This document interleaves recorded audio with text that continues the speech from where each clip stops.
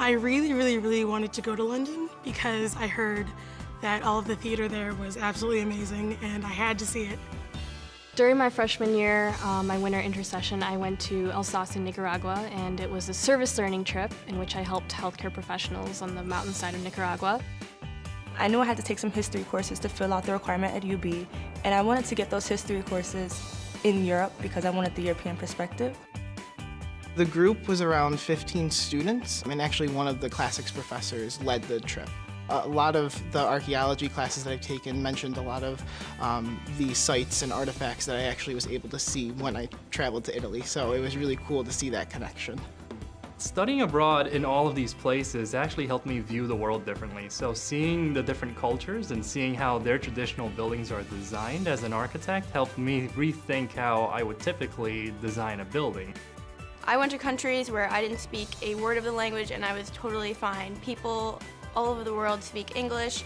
People are very nice to try to accommodate you.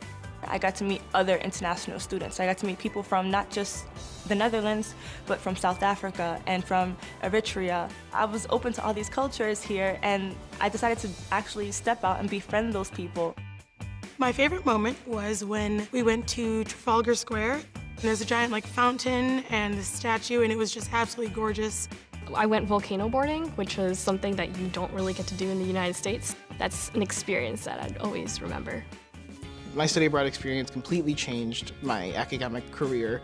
When I studied abroad, I realized that I had a strong interest in the modern culture of international countries, including Italy. So I actually decided immediately upon my return to UB to add a business administration major with a concentration in international business.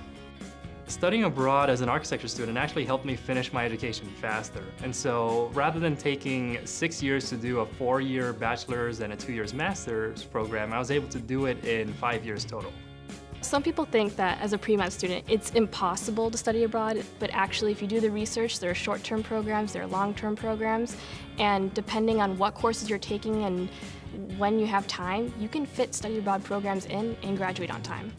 That's one of my favorite things about the SUNY system is that there are just so many trips that you can actually go on. There's hundreds of programs to pick from, and you don't have to worry about being limited to UB's options. Coming from a background with not much money in my family, I thought that would deter me from studying abroad. But with the scholarships that came in and with the loans that are available, it allows you to study abroad. It allows you to go out and experience the world before you enter the real working environment. I know I'm going to go to Australia and back to London and India and all of those places, and I'm very excited because without study abroad, it wouldn't have opened my eyes to see the beauty in the other parts of the world.